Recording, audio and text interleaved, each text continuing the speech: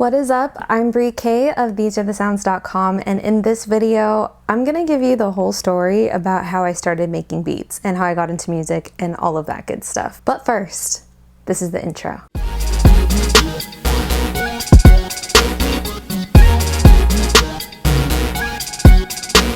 So people ask me all the time, okay, I'm kind of exaggerating, it's not all the time, but it's often enough that people ask me how I started making beats, how I got into music, how I started writing, and all of that stuff. So I figured I would just make the video telling you guys the whole story. That way I can send it to people when they ask me. And I probably still won't send it to them because I'm too embarrassed to do that. But here goes the story. So I was but a wee lass when I was 5 for, I think it was for Christmas. It was either Christmas or my birthday, but I think it was Christmas.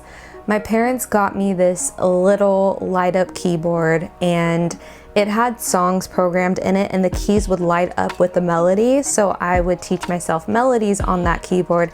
And I also wrote my first song using that keyboard. And yes, I do actually remember the song, but I'm taking that one to the grave. It was terrible. But I mean, like, give me a break, I was 5. On that keyboard though, I specifically remember learning the song Minuet by Bach. And it's funny because when I got a little bit older, my parents got me another keyboard and it was a little bit bigger and it was a Casio. And it had like songs programmed in it, and on the screen it would show like the keyboard basically laid out on the screen, and it would show you like what chords you were playing, or if you played one of the songs that was like in the song bank, it would show you like how to play it. So again, I was like teaching myself melodies, teaching myself chords, very, very low key, but I was teaching myself basically how to play the keys. And throughout this time, I kept writing songs. I was always writing songs and poetry and all kinds of stuff. I had like journals just full of songs. So I guess like the natural progression of things led to me like learning how to play chords to my songs. But that Casio keyboard, I think it had a limit for how many keys you could play at once, and the keys were not weighted and it didn't have a pedal. So it wasn't like playing a real keyboard. It was still kind of like, I don't know, like just like a starter keyboard, I guess. So my dad took a notice to me like always writing songs and always learning songs on the keys and stuff like that. And sometimes he would just like come in my room and be like, show me your new songs, like show me what you got. So I would just show him, you know, different songs that I wrote and stuff like that, and he would just like nod and then leave. So I was also always singing in church. I totally forgot to mention this, and this is actually a big part of the story. When I was 3, my mom actually had my brother and I both sing a song for Father's Day in church. And then after that, she had me keep doing like solos, and we would also sing with like the kids choir. And then when we went to the church that I grew up in, I joined the kids choir, and she would also have me like sing solos there. And I was also like learning, you know, different parts and like how to harmonize and stuff like that growing up in church, because I went to a black church. My mom also had me performing at like talent shows. I remember performing at like the OC Fair or something, just different things with like bigger audiences when I was probably like between like 3 and like 7. She would always have me perform and stuff. So by the time I got to the church that I ended up growing up in, because we joined the church like around the time I turned 8, and when we joined the church, immediately my parents made me join the kids choir. And I literally remember my dad taking me to the kids rehearsal and me crying because I did not want to go in by myself.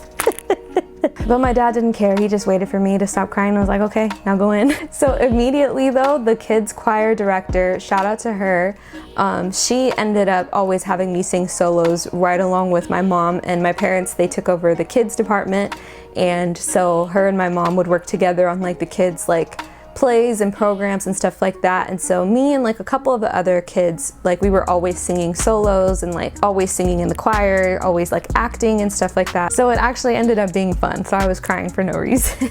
But all of the music directors and like the choir directors, the praise team directors and stuff at my church growing up, they would always like push me to sing more, push me to lead and stuff like that. And I didn't really enjoy singing, I'm not gonna lie. But because I knew parts and like harmonies and stuff like that, they were always wanting me to like hold the mic and, you know, like be like the lead soprano and stuff like that. And I did it and it was fine. But I always really liked writing songs and creating songs more than singing them. But I mean, I was a kid, so I didn't really have a say-so because my parents didn't play that. So fast forward, and I'm like about 14, and I'm continuing writing songs and learning how to play them, and I think I was getting better.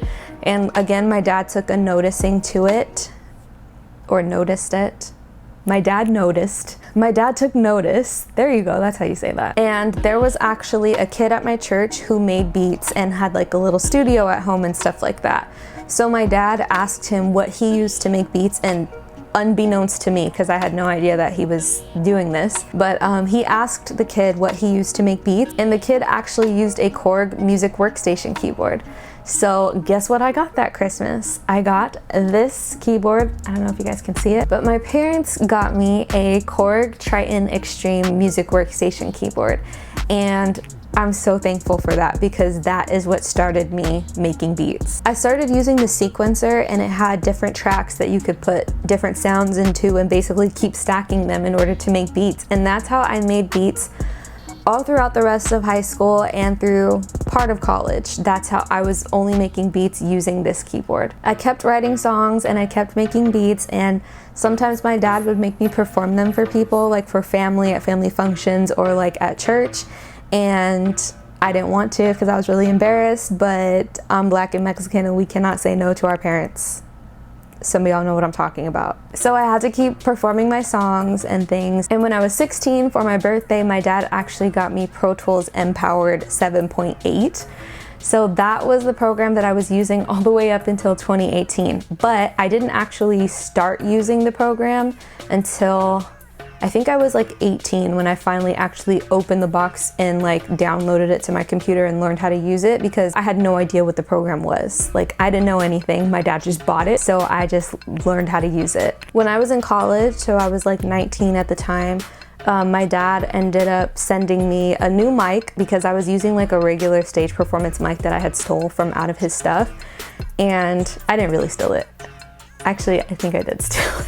Anyway, he bought me a condenser mic because my dad was really doing his research. And this is something that, like, parents out there, if your kids are like into music or into anything, I really recommend sewing into their life in the ways that you can, because my parents were not like in the best position financially, but they made sacrifices in order to like put this equipment into my hands. So my dad just kept getting me more and more studio equipment for my birthdays and for Christmases. Even though I didn't always know what it was, he was still just putting it in my hand for me to learn how to use it and get familiar with it. And I mean, here we are today. He also got me these monitors, which are the M-Audio BX5As.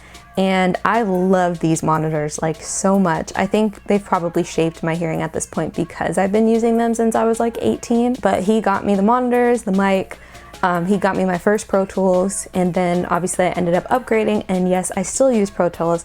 And I should probably give an update about the whole Avid situation, but I'll do that in another video, maybe. So when I was in college, I would still make beats in the dorm room. Sometimes I would make beats for different people at church, or just different people in general. They'd be like, can you make me this? And I just would do it. And a lot of times it wasn't good. I didn't know anything about mixing. I didn't know anything. I just was using what I had, and people were asking me to do stuff, so I would do it. I started recording like some of my friends in the dorm room, and one of my friends, she sang also, and she had like wanted to create a demo and stuff like that. So sometimes she would have me record her because she had her own recording equipment, but she was like, I like when you record me because you like make my voice sound good. So I started like producing her vocals and stuff like that. And I was not good, but I was just figuring it out, you know, like all of us have to at some point. And I think I was in my final year of college when I ended up learning what mixing was, because I had sent my stuff to a DJ that I wanted to work with, and he was just like, oh, the mix needs work. I had no idea what that meant. So immediately I got online and looked on YouTube, and I was like, what is mixing, how to mix and stuff like that. And I found the Recording Revolution.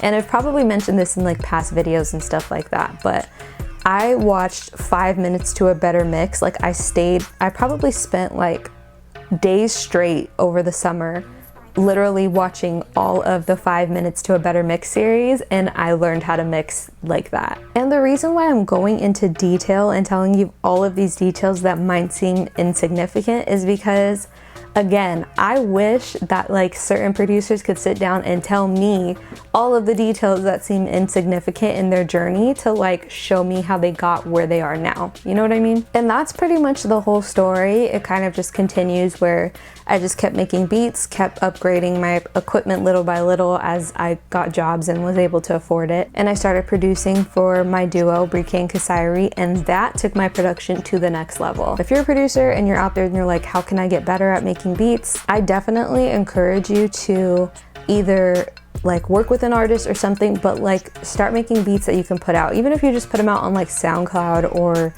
whatever, it doesn't matter. The more you put them out, the more it pushes you to just keep getting better. And yeah, I think that is the whole story. I know some of this was a ramble. If I missed anything or if anything was unclear, just let me know in the comments and I'll fill it in there. If you're a producer, how did you get started making beats? How old were you? What year was it? Whatever you want to share. If you're a songwriter or you're a singer or an artist, how did you get started? What age were you? What year was it? Let me know in the comments. And if you liked this video, please go ahead and give it a thumbs up. And if you're not subscribed to my channel, please go ahead and click subscribe. I look at my analytics and I know that like a lot of you, I think it's like 80% that watch my videos are not actually subscribed. If you've watched like 3 of my videos, you may as well just click subscribe. You may as well. And all right, I think that is everything. Okay, peace out.